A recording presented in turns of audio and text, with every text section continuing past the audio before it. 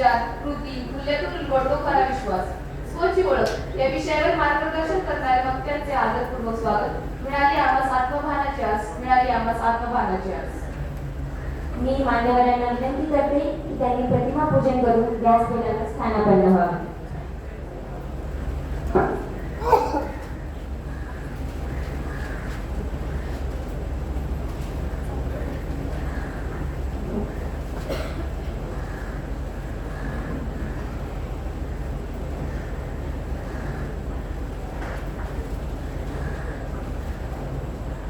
नमस्कार. व्यासपीठावर विराजमान सर्व कर्तृत्ववान मान्यवरांचे आणि येथे जमलेल्या सर्व सेवकांचे, राष्ट्रीय सेवा योजना आयोजित शाश्वत विकासात युवकांचे योगदान या संकल्पनेवर आधारित विशेष हिवाळी श्रमसंस्कार शिबिरात आपले मनपूर्वक स्वागत. मी सर्वांना विनंती करते की सर्वांनी राष्ट्रीय गीतासाठी जागेवर उभे राहा.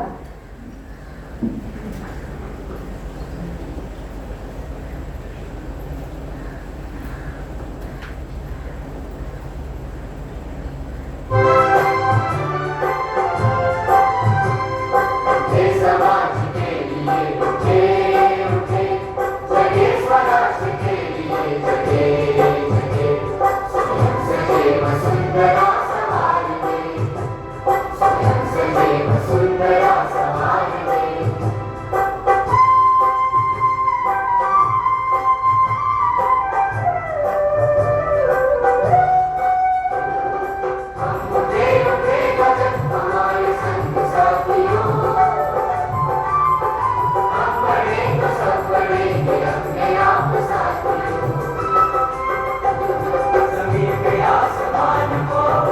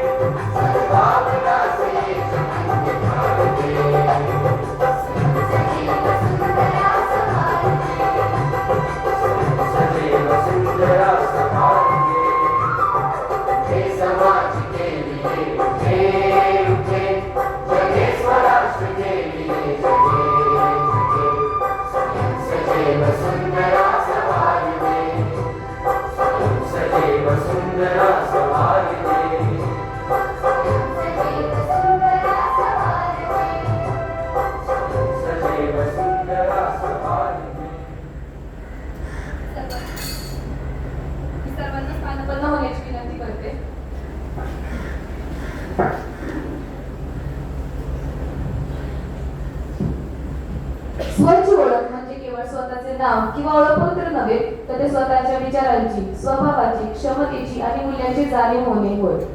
माणूस जेव्हा स्वतःला समजून घेतो तेव्हाच तो योग्य निर्णय घेऊ शकतो आणि जीवनाला योग्य दिशा देऊ शकतो. स्वची ओळख व्यक्तीमध्ये आत्मविश्वास निर्माण करते, जबाबदारीची जाणीव वाढवते आणि समाजाशी सुसंवाद साधण्याची ताकद देते. आजच्या स्पर्धात्मक आणि गोंधळलेल्या काळात स्वतःची ओळख असणे अत्यंत आवश्यक आहे. या व्याख्यानाच्या माध्यमातून आपल्याला स्वतःकडे पाहण्याची नवी दृष्टी, आत्मपरीक्षणाची सवय आणि जीवन अधिक अर्थपूर्ण बनवणारे विचार मिळतील अशी अपेक्षा आहे. आजचे प्रमुख पाहुणे डॉक्टर विलास उगले सर यांचा परिचय करून देते. आजच्या कार्यक्रमाचे माननीय प्रमुख पाहुणे प्राध्यापक विलास रामचंद्र उगले सर हे सध्या आबासाहेब गरबारे महाविद्यालय पुणे येथे कार्यरत आहेत. सर हे मूळचे भूगोल विषयाचे प्राध्यापक असून त्यांनी सप महाविद्यालय पुणे येथे सन 2011 ते 2022 या कालावधीत अध्यापनाची जबाबदारी यशस्वीरित्या पार पाडली आहे. सन 2022 पासून त्यांनी आबासाहेब गरबारे महाविद्यालयाचे प्राचार्य म्हणून कार्यभार स्वीकारला असून शैक्षणिक व प्रशासकीय क्षेत्रात ते प्रभावी नेतृत्व करत आहेत. याशिवाय सन 2011 ते 2021 या कालावधीत त्यांनी राष्ट्रीय सेवा योजनेचे कार्यक्रम अधिकारी म्हणून सप महाविद्यालयात उत्कृष्ट कार्य केले आहे. त्यांच्या या उल्लेखनीय कार्याची दखल घेत सन 2018-19 यामध्ये महाराष्ट्र शासनाचा उत्कृष्ट कार्यक्रम अधिकारी पुरस्कार हा त्यांना मिळालेला आहे. तसेच सन 2017 ते 2022 या कालावधीत त्यांनी सावित्रीबाई फुले पुणे विद्यापीठाच्या व्यवस्थापन परिषद सदस्य म्हणूनही जबाबदारी सांभाळली आहे. शैक्षणिक गुणवत्ता, प्रशासनिक अनुभव आणि सामाजिक बांधिलकी यांचा सुंदर समन्वय असलेले व्यक्तिमत्व म्हणून प्राध्यापक विलास उगले सर सर्वत्र आदराने ओळखले जातात. यानंतर आपले कार्यक्रम अधिकारी श्री निनाद कुलकर्णी सरांना विनंती आहे की त्यांनी विलास उगले सरांचा सत्कार करा.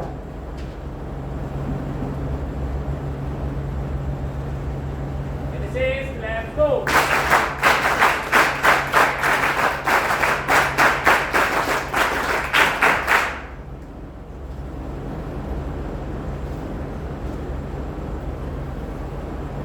धन्यवाद सर. यानंतर मी आदरणीय डॉक्टर विलास उगले सरांना विनंती करते की त्यांनी आपल्या स्वयंसेवकांशी संवाद साधावा.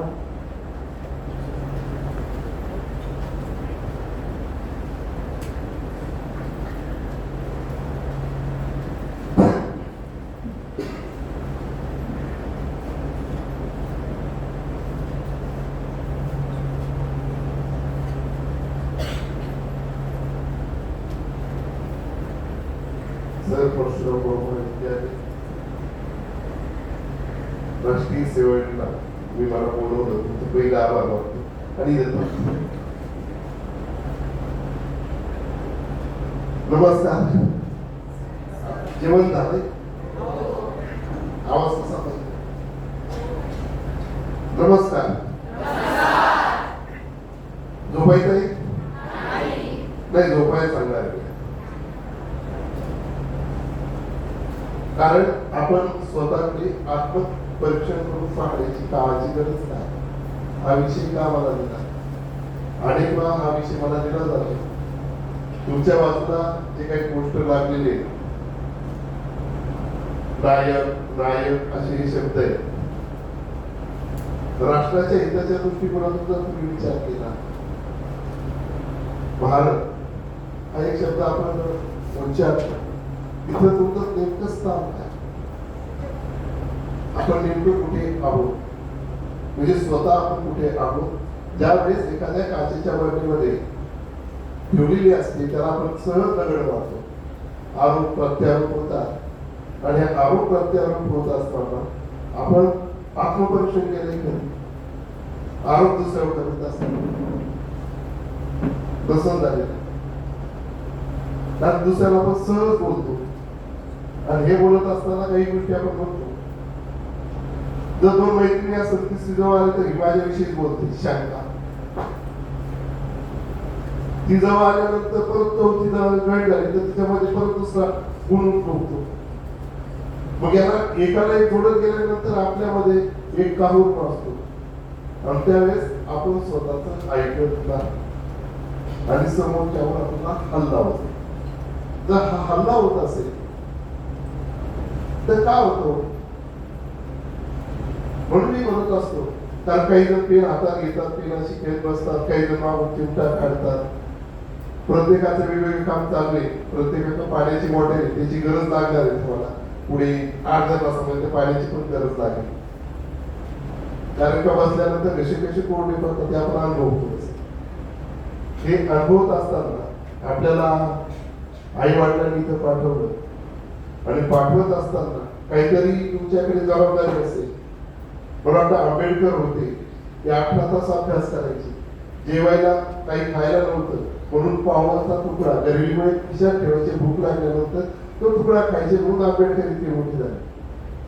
कलामांचं काय त्यांनी स्वतःला कसं प्रूव्ह केलं? कारण पेपर वाटत वाटत ते मोठे झाले. एखादी गोष्ट करायची असेल तर स्वतःला झोपून देऊन त्यांनी काम केलेले.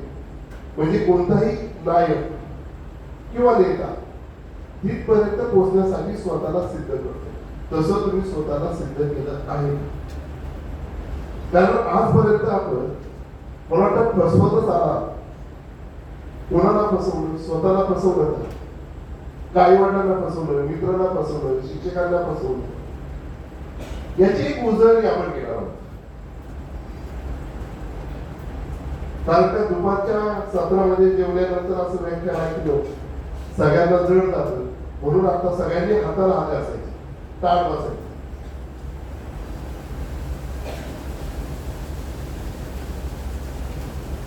हात चांगले गरम झाले, स्वतःच्या हातावर फिरवत, शेजारच्या नाही,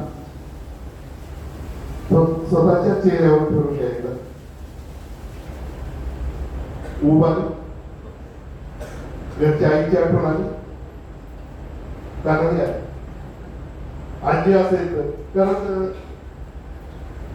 इंग्लिश मिडियमची किती मुलं आहेत तिथं, त्याला थोडं अवघड जाईल समजायला, पण मराठी समजते. अशा आहेत ना? ओके. तुम्ही घरी आईला मम्मी म्हणता. इजिप्त मध्ये कशाला मम्मी म्हणता?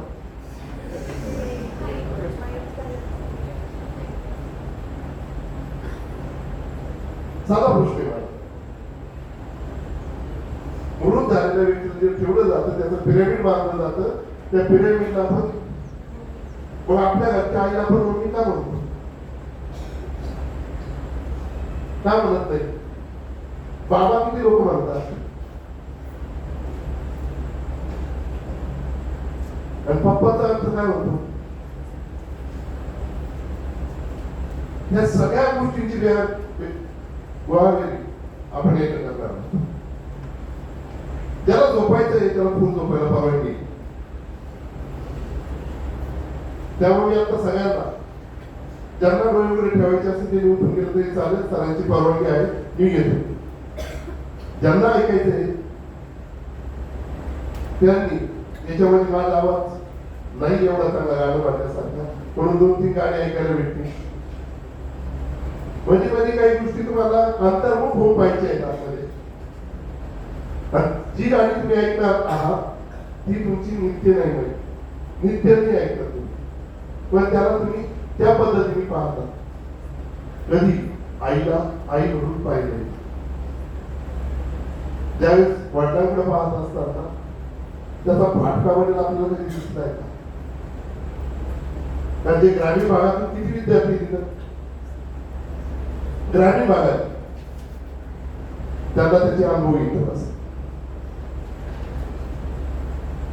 ज्यांच्या घरी लहान भाऊ किंवा मोठा भाऊ असेल तुम्ही त्यांच्याशी जसं वागला असाल ते पण आपल्याला अनुभव आहे.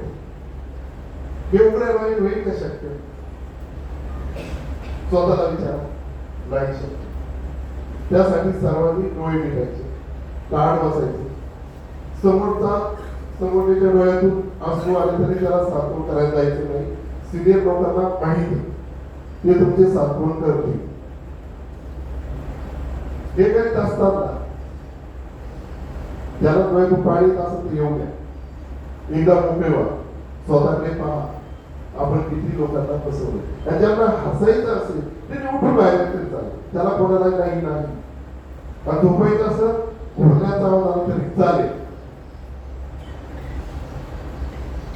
मागचे जे खुर्ची बसले त्यांना पण मी डोळे आठवायला सांगायचं, तुम्ही गाडी दाखव, डोळे आठवून घ्या सांगितलं. चोरून माझ्याकडे पाहू नका, तुम्ही स्वतःला फसविला असं त्याचा स्पष्ट अर्थ होतो म्हणून डोळे दाखायचे. आपलं घर आहे, घरामध्ये फक्त 4 व्यक्ती आहेत. हे घर तुमच्या आई वडिलांनी सजवलेलं आहे. गेस करा. आजच्या आधुनिक युगामध्ये आम्ही असं म्हणतो 4x4च्या 10x10च्या खोलीमध्ये आम्ही 10 जण राहत होतो. आज 4x4च्या खोलीमध्ये 4 त्या ठिकाणी 2 बेडरूम असतात, एक किचन असतं, एक हॉल असतो आणि तुमच्या जवळ व्यक्त होण्यासाठी मोबाईल असतो, त्याच्या डोळ्याला असतो येत नाही. याच्या व्यतिरिक्त तुम्हाला कोणी आठवतं का? जे घर आई आणि वडिलांनी विणलेले, जे विणत असताना तिथे एक अत्यंत प्राचीन गाणं आहे. तिथं आपण त्या गाण्याचा थोडासा मधीदार तुम्ही सांगायचा प्रयत्न प्ले करतो.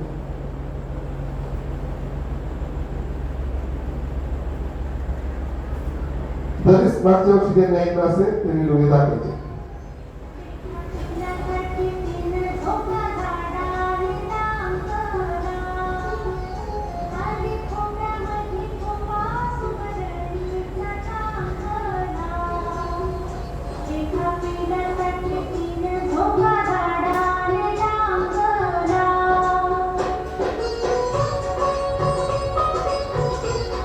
आपल्याही असते, तुम्ही कॉलेजला येता तिथे लक्ष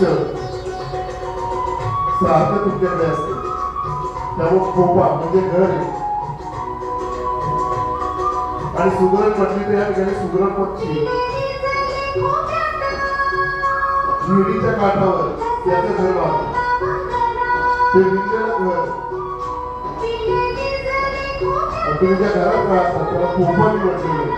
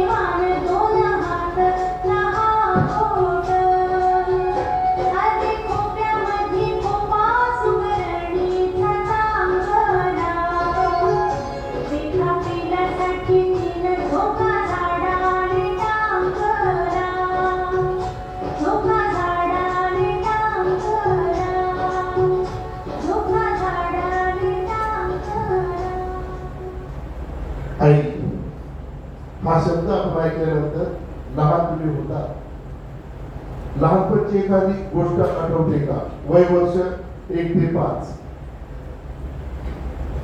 आयुष्यात आपण ज्यावेळेस जमिनीवर येतो आणि मृत पावल्यानंतर आपले हात कधीही मूठ नसते, ती बाहेरच असते. मूठ कधी आवडायला सुरुवात झाली आठवतंय कधी? माझं हा शब्द तुमची उरलेली पावलं होती त्यावेळेस तुम्ही पळत होता किंवा तुम्ही अनुभवा तुमच्या शेजारी एखादा लहान मुलं असेल ते पळत असेल तर त्या आईला किती आनंद होतो. तो आनंद सदैव तुम्ही ठेवलाय का? पहिला प्रश्न.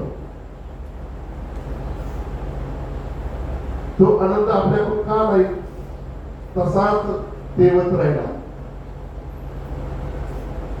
त्याला असं म्हटलं जातं, पायाने चालणारी माणसं फक्त अंतर कापत असतात आणि डोक्याने चालणारी माणसं हे ध्येय गाठण्यासाठी प्रयत्न करतात. ध्येय गाठायचं असेल तर आपली पावलं लहानपणापासून 1 ते 5 वयात कशी पडली याचा काय अनुभव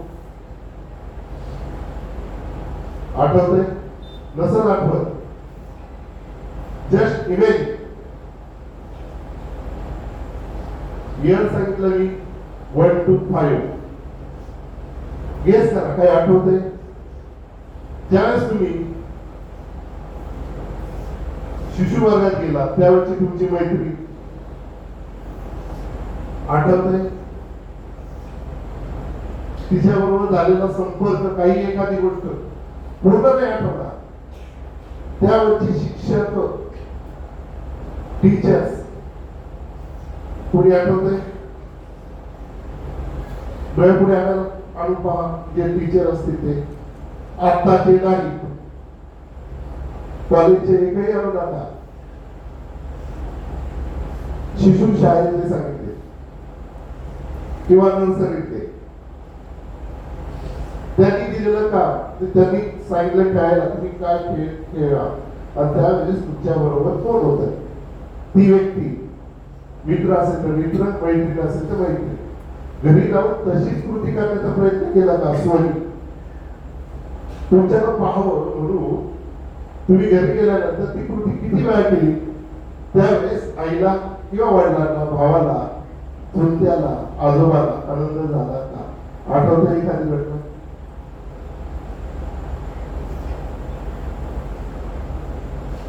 नसेल आठवत, ट्रेस करून पहा, गेस.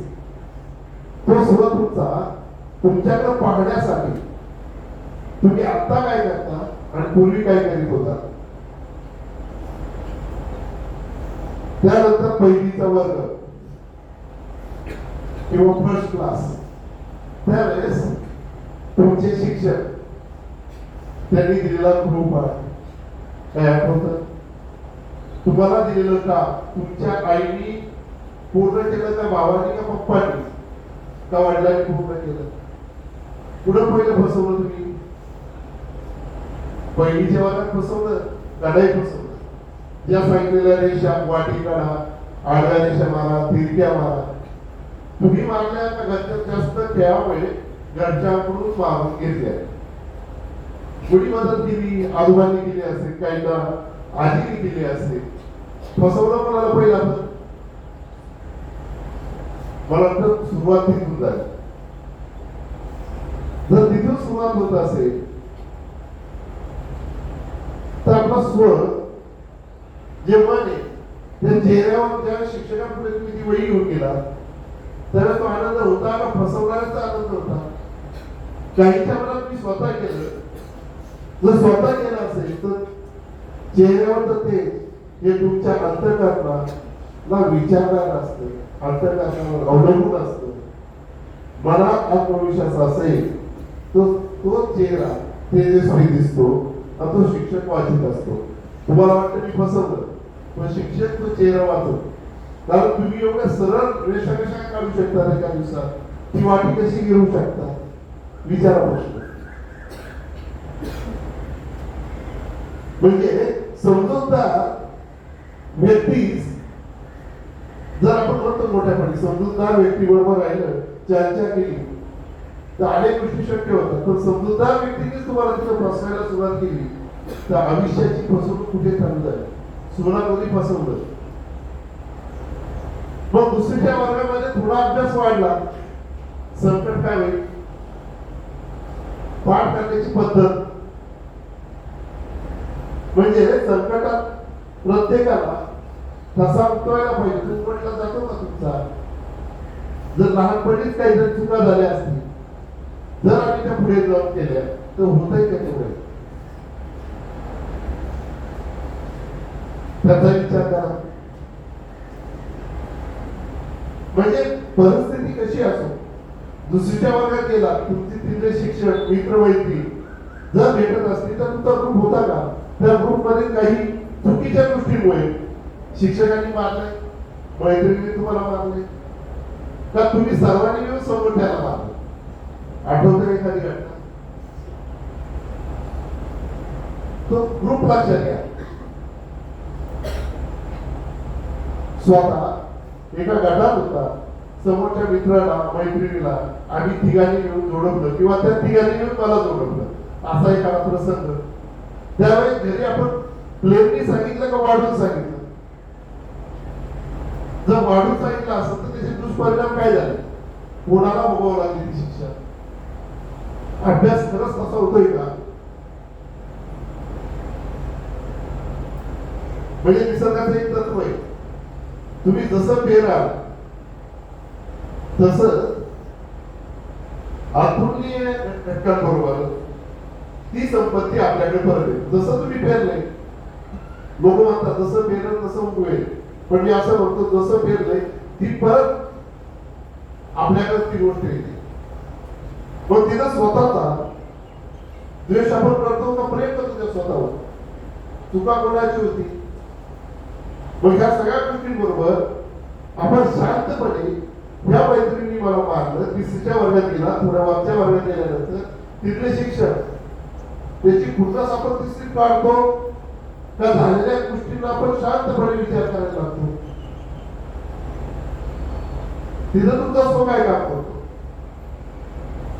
सर हे डोक्याचं जड झालं, तुम्ही थांबा, कारण हे आठवत नाही. पण तुम्ही स्वतः आहेत ना, तुम्हीच केलेल्या कृती आहेत. पहिली ते तिसरी पर्यंत मॅडम आठवतात, शिक्षक आठवतात, केलेला अभ्यास आठवतो, मिळालेले गुण. जेवढा अभ्यास केला तेवढेच गुण मिळतील, त्याच्या पलीकडे नाही जाणार. तिसरीच असताना तुमच्या शेजारचे मित्र राहते कोण, फ्रॅक्चर मध्ये आता आठवत नाही आपल्याला, परंतु फ्रॅक्चर मध्ये शेजारी कोण हे माहित नाही, पण क्लास मध्ये कोण हे माहित. मग आपण स्वतःला समजून घेतलं का दुसऱ्याला समजण्यातच आपला वेळ गेला? म्हणजे आयुष्याची प्रत्येक घडी आपल्या मनासारखी बसते का? नसत बसत. बघा तिसरीला नाही बसत. बसत नसेल तर प्रत्येकाला तडजोडी करावी लागते. मग कुणाचं चुकलं यावर आपले ताशेवणे असतात. मग ही तडजोड आपण कशी नीट करायची? त्या घरात आजी असेल, आईने वेळ दिला असेल, दोघं नोकरीला नसतील तर त्या पुढे मी बोलतो. आजी असेल तर तिने ती सोडवली असती.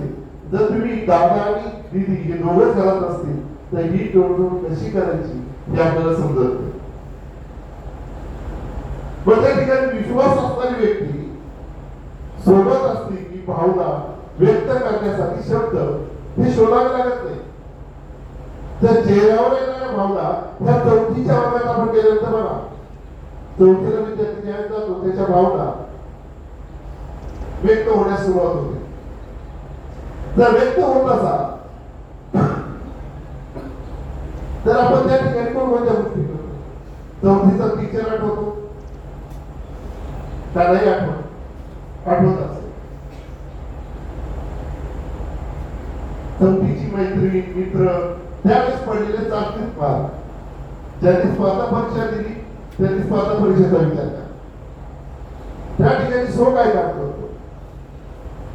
सोनी काहीतरी केलं असेल ना, त्यावेळेस आंबट, तुरट, तिखट, खारट असं डब्याला काहीतरी आलं असेल. आईला समजू नये म्हणून मी डबा कुठे फेकून दिलाय का? आठवत आहे का? आईची फसवणूक, स्वतःची फसवणूक, आणि घरी सांगायचं मी खाल्ला, मग आंबट, खारट, तिखट हे प्रसंग आपल्याला आले असतील. ते फसवले का? स्वनी फसवले की खोट्या बोलून आम्ही ते फसवले?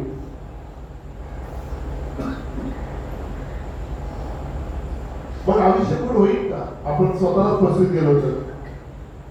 म्हणजे दैनंदिन जीवनात प्रतिकूल परिस्थिती तोंड दिल्याशिवाय कोणालाही मोठं होता येत नाही. जी आई, ज्या आईने तुम्हाला लहानचं मोठं केलं, त्या आईला थोडं आपण असं म्हणतो का, हिच्यामुळे मी मोठा झालो. आणि तुमच्यामुळे कधी आईची आणि वडिलांची, मम्मीची किंवा पप्पांची भांडणं झाली असा प्रसंग आठवतो? किंवा तुमच्यामुळे इतर घटनांना त्रास झाला असं आठवतं का? माझ्या ह्या चुकीमुळे आई आणि वडील या दोघांत भांडण झाले.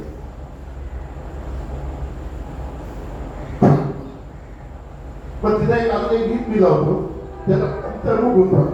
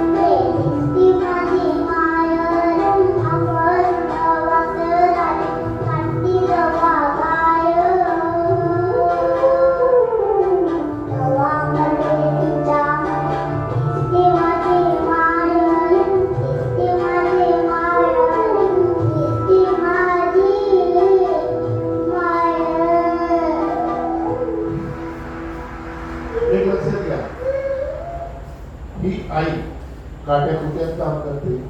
तुम्ही वर्गात जातात का? 5वीच्या वर्गात होता त्यावेळेस तुमचे शिक्षक,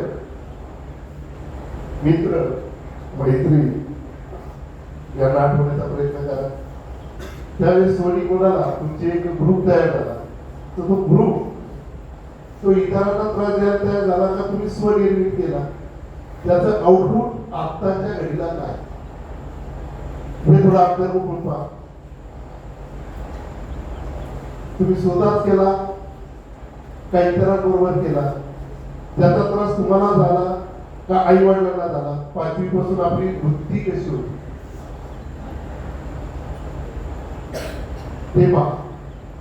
हे बघत असताना एखादी आपण म्हणतो घरामध्ये आई म्हणत असते दिवाळीला तुम्ही लावतात एक पणती दुसऱ्या पणतीला दुसरी पणती तिसरी करीत असं पूर्ण घर सजवितात तसं तुम्ही सजवलं की स्वतःला त्या ठिकाणी डिस्करेक्ट म्हणजेच आपण स्वतःला हे करीत गेलो वेगळ्या गोष्टीकडे वाहवत गेलो मग त्या ठिकाणी तुमच्या नात्यांची वाट रोखली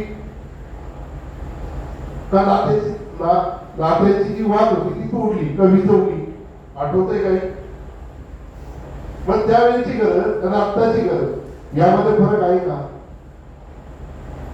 नम्रपणा हा जर विचारात घेतला तर हा गुण सर्व गुणांपेक्षा जास्त किमती हा सात्विक येतो का आयुष्याबरोबर येतो ज्याच्याकडे आहे त्याच्या भोवती किती बलाढ्य स्पर्धा किंवा बलाढ्य संकट तो त्या ठिकाणी यशस्वीपणे पुढे जातो म्हणजे आपण म्हणतो व्यक्ती आधाराचं स्थान हे कधी तयार होतं एखाद्या संकटाला मात करीत असताना नम्रपणा आत्मविश्वास हा स्वनिर्माण होतो संयम लागतो तो संयम आहे का आपल्याकडे का आपण नुसती फसवणूक केली घरच्यांची म्हणजे आम्ही इथपर्यंत आलो फक्त स्वतःला फसवीत आलो आणि जे काही केलंय ते 7वी पर्यंत मी जे केलं असेल तर यावेळेस मी असं म्हणतो एखादी घटना असेल ती घटना पाहत असताना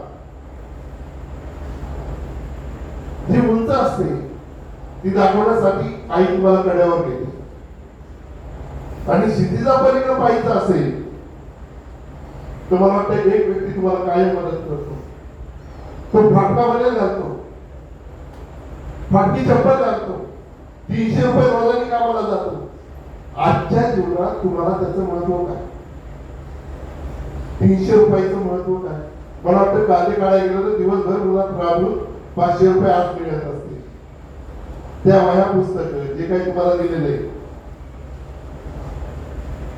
त्याची सोय दखल घेतली का तुम्ही त्या ठिकाणी उडवणूक केली पण जो बाप आहे तो सकाळी जातो संध्याकाळी येतो काहींची गाठ पण होत नाही काहींची गाठ होत नाही वडील जेव्हा 7 वाजता कामाला जातात ते 5 वाजता उठतात आई जर कामाला असेल तर दोघं जातात घरी फक्त दादा आणि दीदी असते जर हे दोघंच असतील तर फसवणूक कोणाची होते दोघं एकमेकांना फसवीत असतात का आई वडिलांनी तुमच्यावर विश्वास ठेवून पुढे नेण्याचा गाडा लोटायचा प्रयत्न करतात जो बाप आहे जे ग्रामीण भागात मुलं आहेत त्यांना माहिती आहे आणि जे शहरात आहे त्यांची परिस्थिती वाईट नाही पगार भरपूर आहे भरपूर दिलं पण आई वडिलांचं प्रेम त्यांना मिळालं का दोघं नोकरीला आहेत नाही प्रेम मिळालं पण त्याच्या उलटी स्थिती नाही खेड्यामध्ये खरंच आपण आई वडिलांना त्या ठिकाणी स्व हा आत्मकेंद्रित होऊन पाहत होता पुढे फसवणूक केली त्या बापाची फाटलेली बटन कधी दिसतो का तो तुमच्या पुढे कधीच रडत नाही आई तरी तुमच्या गाय पडून रडते मला वाटत नाही माझा बाप माझ्या समोर रडला असेल तो एखाद्या ठिकाणी जातो दोन्ही गुडघ्याच्या मध्ये आत डोका टाकतो तिला ढासा ढासा रडतो तुमच्या चुकीमुळे अशी घटना घडली का आठवा बाप याला पण थोडं स्थान देऊ बघा बापाला तुम्ही हे केलं का दमलेल्या बापाला तो दमून येतो तुमची भेट होत नाही डोळा सुकलेले पाणी त्याचा डोळ्यात कधीच पाणी येत नाही तो सुकलेल्या डोळ्याने येतो तुमच्या पुढे तो सांगतो तुम्हाला अरे आधी अभ्यास केला का तू हे केला का त्याच्या कामात झालेल्या गोष्टी तुमच्या पुढे कधी डोळा सुकलेले पाणी रोजच आहे सारे काही आज नाही माफी कशी मागू पोरे मला तो माफी कशी मागू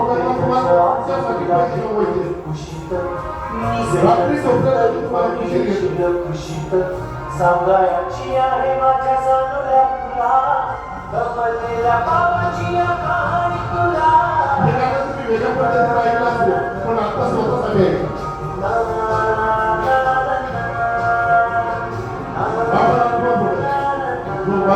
पप्पा आहे आपण नगरात गर्दी होती ज्या गर्दीत जातो मुंबई सारख्या शहरामध्ये तो वेळ देतो का? पुण्यासारखं वेगळं आहे, ग्रामीण भागात वेगळं आहे. ग्रामात करतो त्याला घाम पुसायला वेळ देतो. गोष्ट सांगायचे काल समजूच नाही काल येणे मला जरी आज पण येणार मी वेळेवर घरी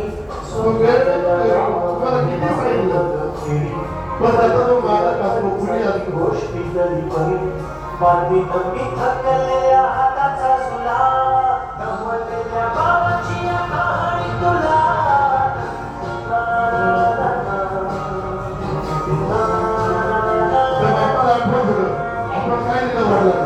तुम्ही स्वतःसाठी जगला कधी बापासाठी जगला आईसाठी जगला. ऑफिसात उशिरा मी असतो बसून ऑफिसात उशिरा मी असतो बसून भांडावाले डोके गेले कामात बुडून तास तास जातो खारं मानेने निघून तास तास जातो खारं मानेने निघून एक एक दिवा जातो हळूच विझून. अशा वेळी काय सांगू काय काय वाटे आठवा सोबत पाणी डोळ्यातून जाते वाटत आहे की उठून या तुझ्या पास घ्यावे वाटत आहे की उठून या तुझ्या पास घ्यावे. तो केला का तुझ्यासाठी मीही थोडे लहान तुमच्यासाठी तुमच्यासाठी कामावर कष्ट करतो. उगाच संसार भांडावे तुझ्याशी चिमुकले खेळ काय भांडावे तुझ्याशी.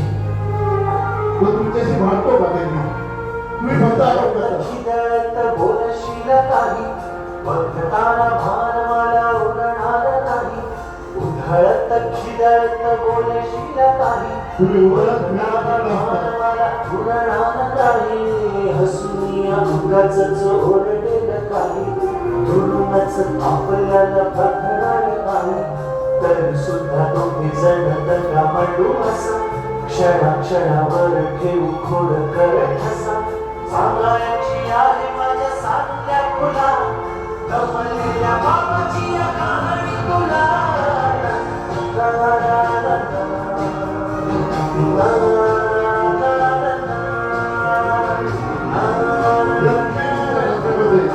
योग्य असा लोकांच्या योग्य असा.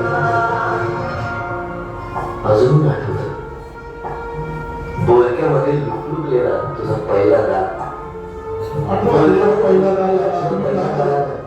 आणि पहिल्यांदाच जेव्हा तोंडी मऊ भरली आई म्हणण्याने सुद्धा म्हणली होतीस बाबा आई म्हणण्याने सुद्धा म्हणली होतीस बाबा रांगत रांगत घेतला होतास घराचा तू ताबा. त्यावेळी तुम्ही राहत होत्या त्यावेळी बरोबर कामावर केले होता. आज त्या लोकांमुळे कोणाला सोसावं लागते. लुटू लुटू उभं राहा टाकलंच पाऊल पडेल दूरच पाहत राहिलो फक्त जवळ पाहायचंच राहिलं तो जवळपास आहे बाळा पुराण हल्ली तुला झोपेतच पाहतो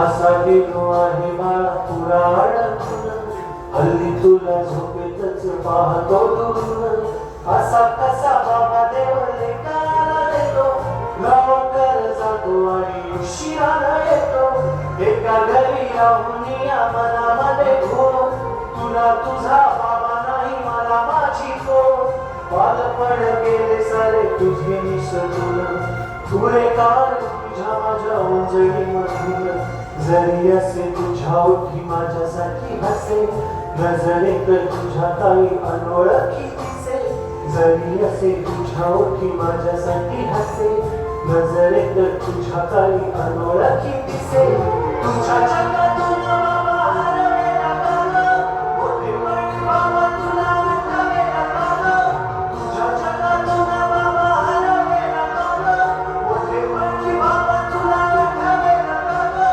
सासुराला जाता जाता उंबरठ्यामध्ये बाबासाठी येईल का पाणी डोळ्यामध्ये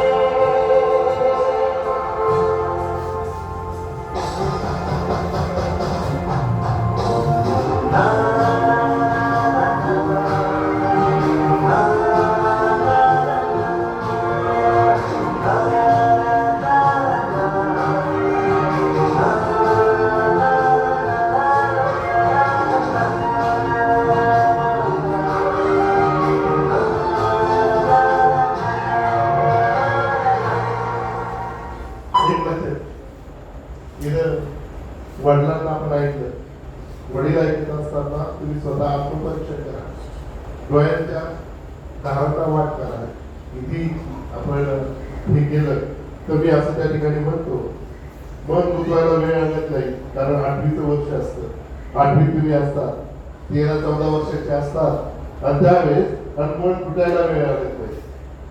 कारण वेळ लागतो फक्त गुंतलेल्या मनाला आवरायला आणि तुटलेल्या मनाला सावरायला.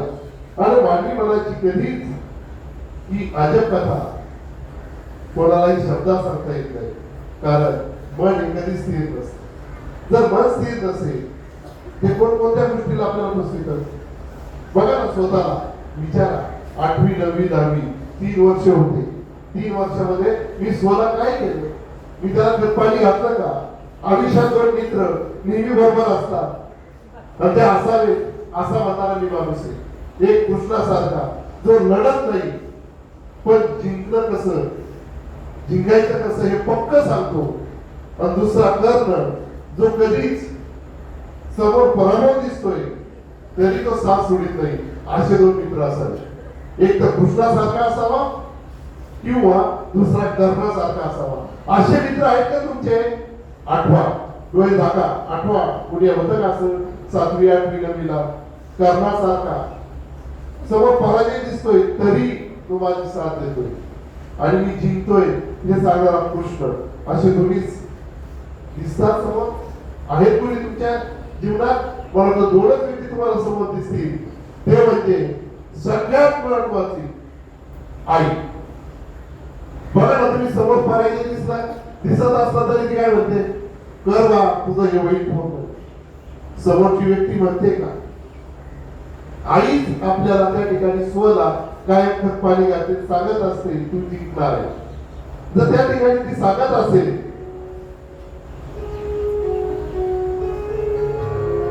ती मायेने सांगते, तिला आठवा, ती तुम्हाला साथ देते, तुमचा स्वपक्वा करते, ती कधीच फसवत नाही. ती म्हणजे आई. आणि दुसरी म्हणजे बाबा. ते खंबीरपणे उभे असतात तुमच्याकडे. ते तुमच्यापाशी असतील तर आपल्या माणसाची काळजी ती कधीच करत नसतात. ते तुम्हाला सावलीत असतात आणि त्यांच्यावर तुम्हाला आईला कधीच राग येत नाही. वडिलांना येतो जर मोठा प्रसंग घडला तर आई म्हटला आणि मोठा प्रसंग असेल तर बापरे असतात. म्हणजे 2च गोष्टी आला देतात, एक आई आणि दुसरी बाबा किंवा त्याला म्हणतात पप्पा. म्हणजे मनावर श्रीमंती असणारी व्यक्ती, म्हणजे तुमच्या मनावर राज्य करणारी व्यक्ती म्हणजे एकच घटक आई. जर आई असेल ती स्वतः नेहमी सांगते तू कर, तू पुढे जाशील. का तुम्ही फसवलंय स्वतःला? म्हणजे एकमेकांसारखे असण्याची गरज नाही, परंतु एकमेकांसाठी असलं गरजेचं आहे हे आई सांगते. म्हणजे एकमेकांसाठी काय असलं गरजेचं आहे? एखाद्या दुःखात आनंदात आई आणि वडील इतके खंबीर राहतात, तुमच्या बरोबर राहतात, स्वबरोबर राहतात. तर तुमच्या बरोबर या 2 व्यक्ती तर तुम्ही त्या ठिकाणी काही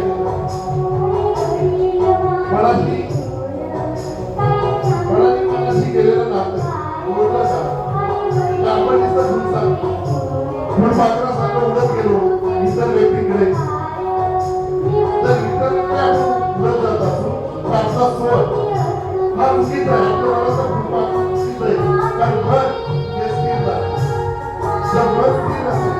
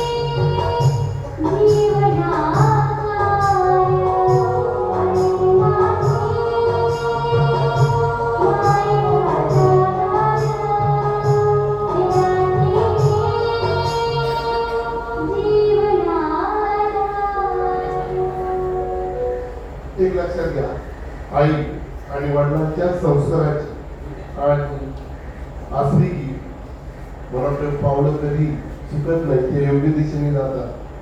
असं आपण म्हणतो वीज पाण्याची, पण पाण्यात जर वीज आहे तर तिला गती द्यावी लागते. जर गती द्यायची असेल तर त्याला घुसरायला लागतं, आणि घुसऱ्याची गरज असेल तर समाधान देखील लागतं. आणि हे समाधान तुमच्या चेहऱ्याकडे आई आणि वडील पाहत असतात. ते नेहमी तुम्हाला घुसळत असतात. कधी कधी टोमणे मारतात, कधी कधी असं म्हणून किडे होतात. आणि हे चिडवण्यामागचा त्यांचा उद्देश एकच असतो, ह्या विजेला मला या प्रवाहाला सुवता जो तुमचा सोय त्याला या जगापुढे उभं करायचे. जर जगापुढे उभं करायचं असेल तर सुखाचा आनंद कधी एकट्याने घेता येत नाही. आपली माणसं त्यात सामावून घेतली तर त्याचा आनंद आई वडिलांनी जर घेतला तर दुप्पट होतो, आणि त्यांना आनंद झाला तर तुम्हाला आनंद होतो. पण दहावीच्या वर्गात पडलेले मार्क हे तुमच्या चुकांनी पडले की आई वडील का त्यांनी लादले? जर लादले असतील तर तुम्हाला तिथं काही गोष्टी बोलायच्या. 11वी 12वीला तुम्ही गेला, आज जे युग आहे ते प्रत्येकाचं युग वेगवेगळे आहे. मग आपण म्हणतो का प्रत्येक ठिकाणी परिस्थिती वेगवेगळी आहे. जर वेगवेगळी असेल तर आम्ही म्हणतो एक नवं निर्मिती करणारं एक जग आहे. त्या 12वीच्या नंतर तुम्ही काय केलं? आपल्या बहिणी पुढे कधी व्यक्त झाला? तिला ताई म्हणतात, मांडलेल्या ताईला नाही, सख्या ताई पुढे किंवा सख्या दादा पुढे आपण व्यक्त झालात का? पण जर झाला असा तो दादा तुम्हाला सावरलं का? पण जर सावरत असेल तर आजच्या आधुनिक युगामध्ये तुमच्याजवळ मोबाईल आहे, हा गॅजेट 24 तास त्याच्याकडे, तो नेमके वेगळं सजीव आहे. तुमचा असून तो पुस्तक वडील बाबा आई आणि भाऊ दादा आजा आजीबा आजी असेल, काका काकी मामा मामी, ही नाती आधुनिक युगामध्ये नष्ट होत चाललेली आहे. जर नष्ट होत असतील तर आपण बारावीमध्ये मिळवलेले गुण हे त्यांचे का माझ्या स्वतःच्या चुकीचे? तर आता वडील म्हणतात तू तासाला बसू नको, कॉलेजला जाऊ नकोस, फक्त तास कर, रशियाला जाऊ तुझी मेडिकल पूर्ण कर. हे खरं यश आहे का? इथल्या यशामध्ये तो सामील आहे का? साधे प्रश्न आहेत माझे. कारण आधुनिक युगामध्ये जरी आम्ही म्हणतो संयम, सृजनशीलता, नवीन निर्मिती, त्याच्या पलीकडे मी म्हणतो सत्तेचे काठोर समोर. आजची सत्याची परिस्थिती काय? म्हणजे परिस्थिती पाहत असताना निसर्गामध्ये 4 गोष्टी आहेत. जे खरा मला वाटतं तोच खरा डॉक्टर. तुम्ही पाहिलं का तो डॉक्टर? मला वाटतं चार्लीचं तुम्ही नाव ऐकून असाल. 88 वर्ष जगले, पण त्यांनी 4 विधानं केली. या जगात काहीही कायमचं नाही, काहीच कायमचं नाहीये. अगदी आपल्या समस्या सुद्धा ह्या कायमच्या नाही, त्या नष्ट होणार आहेत. मला पावसात भिजायला आवडत असं प्रत्येकाला वाटतं, परंतु माझे असं मला दिसत नाही का? त्यानंतर आयुष्यात सर्वात हरवलेला दिवस म्हणजे मी हसत नाही तो दिवस. तुम्ही दररोज हसतात का? स्वतः हसतात का? इतरांना हसून देतात? पहा, जगात सर्वात महत्वाचे डॉक्टर आहे सूर्य. तो थांबलाय का? त्याची किरण किती आहे? त्या किरणाबरोबर चालतो का? तुम्ही त्या किरणाबरोबर कधी संभाषण केलंय का? तो किरण पाहिलाय का? विश्रांती कधी स्वतः घेतली? झोपायचं म्हणून झोपलात का? म्हणून तुमच्याकडे मोबाईल आहे, तो गोदडीत सुद्धा असतो प्रत्येकाच्या. वरून चादर असते, रातमध्ये चालू असतो. घरच्यांना वाटतं झोपला, फसवणूक कोणाची झाली? विश्रांती घेतली का? मला वाटतं प्रत्येकाच्या डोळ्याच्या खाली एक काळ्या रंगाचं वलय, ते जास्त जागरण आहे. तिथं तुम्ही स्वतःला फसवलेले. व्यायाम करता तुम्ही? मला वाटतं इथं मी याच्यावर नाचत होता, तेवढाच व्यायाम असेल. थकता लगेच. पूर्वीची लोक दिवस दिवस नाचायची, आजची मुलं 10 मिनिटात थकतात. का थकतात? व्यायामच नाही. आहार मला कारण चालत नाही. वांग चालत नाही, गवार चालत नाही, भेंडी चालत नाही. त्यांचे तुला मी सांगतो, भेंडीने काय होतं, जर भेंडी घेतली तर ती आयुर्वेदामध्ये तिचं महत्व आहे. ती उभी कापली रात्रभर पाण्यात भिजत ठेवली तर मला वाटतं डायबिटीस नष्ट होतो. किती लोकांना माहिती आहे? एवढा साधा उपाय आहे त्याचा. 7व्या दिवशी लावतो तर तुम्ही ब्लड प्रेशरची रक्ताची तपासणी घरात 7व्या दिवशी येऊन मला भेटा. इतका साधा उपाय आहे. भेंडी का खात नाही, वांग का तर मुळ्या भेटतं, भेंडी गावात खाली, शेवगा का नको. मला वाटतं सगळ्यात जास्त मुलींचं हिमोग्लोबिन तिथे वाढतं. आम्ही प्रत्येक भाजीला नाव ठेवलं. याच्या पलीकडे तुम्ही पाहिलं पाहिजे. स्वाभिमान तुम्हाला आहे सर, आहे, पण माझ्या मैत्रिणीचा आहे, माझा नाही. असं घडतंय. मित्र, किती मित्र आहेत मला सांगा बरं, तुमच्या किती मित्र खरे जीवाभावाचे, तुमच्या दुःखाच्या वेळेस किती तुमच्या सुवर्ण निर्माण केलेले आठवत? मला वाटतं ते आठवत असेल. मित्र आहेत फक्त ते. मला वाटतं एखादा फोटो काढला तर तुम्हाला किती लोकांनी पाहिला टेलर्सवर, हे पाहण्यात म्हणजे जर ज्याच्यासाठी काढला, ज्याच्यासाठी टाकला त्यांनी नाही पाहिला तर आनंद आहे. तुमचा स्वाभिमान कुठे? मला वाटतं भाऊच तुम्हाला त्या ठिकाणी मदत करतो. जर भाऊ मदत करीत असेल तर आपण त्या भावाला एकदा थोडं हे करू. भावासाठी मला वाटतं भावाने तुम्हाला काय मदत केली तेवढं एकदा आठवा. थांबतो भाऊ.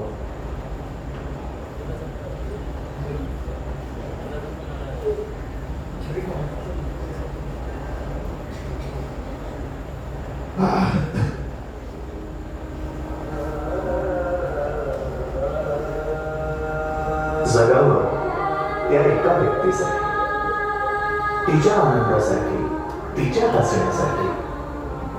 ती वेगळी असते प्रत्येकासाठी. तिच्या सोबतच्या नात्याचं नाव असतं वेगळं प्रत्येकासाठी. कधी प्रेयसी, कधी प्रियकर, कधी नवरा, कधी बायको, कधी भाऊ, कधी बाबा, कधी आई तर कधी ताई. कधी हसणार आहे, कधी रडणार आहे, कधी हसणार आहे, कधी रडणार आहे. मी सारी जिंदगी माझी तुला जपणार आहे. मी सारी जिंदगी माझी तुला जपणार आहे. मी सारी जिंदगी माझी तुला जपणार आहे. तुझे सारे उधाळे, हिवाळे पावसाळे, तुझे सारे उन्हाळे. हिवाळे पावसाळे,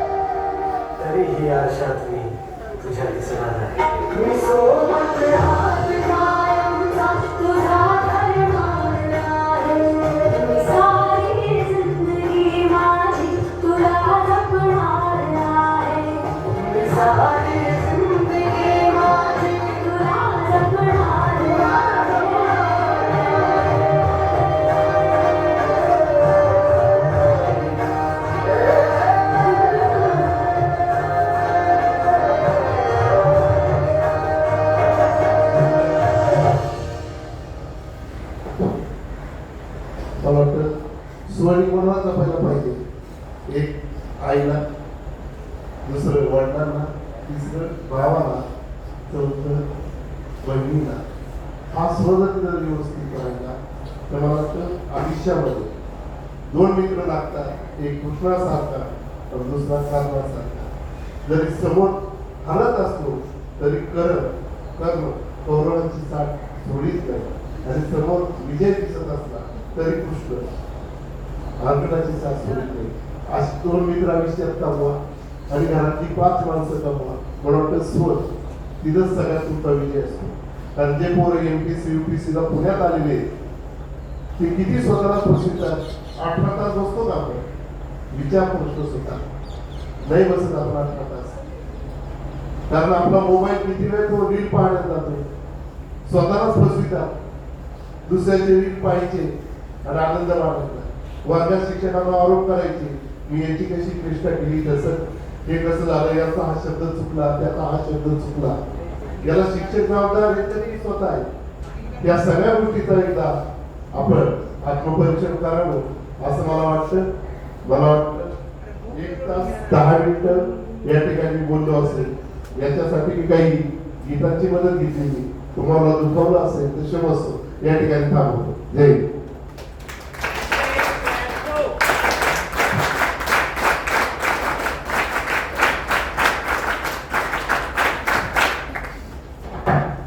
धन्यवाद सर. या व्याख्यानातून आम्हाला आत्मचिंतनाची दिशा मिळेल, त्याबद्दल माननीय वक्त्यांचे मनपूर्वक आभार.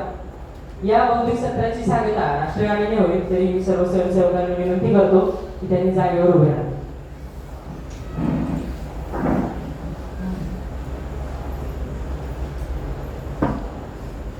जनगण मन अधिनायक जय हे भारत भाग्य विधाता. पंजाब सिंध गुजरात मराठा द्राविड उत्कल बंगा. विंध्य हिमाचल यमुना गंगा उज्जल जलधि तरंगा. तव शुभ नामे जागे, तव शुभ आशीष मांगे. गाहे तव जय गाथा. जन गण मंगल दायक जय हे भारत भाग्य विधाता. जय हे जय हे जय हे जय जय जय जय हे. भारत माता की जय. सर्वांनी बसून घ्या.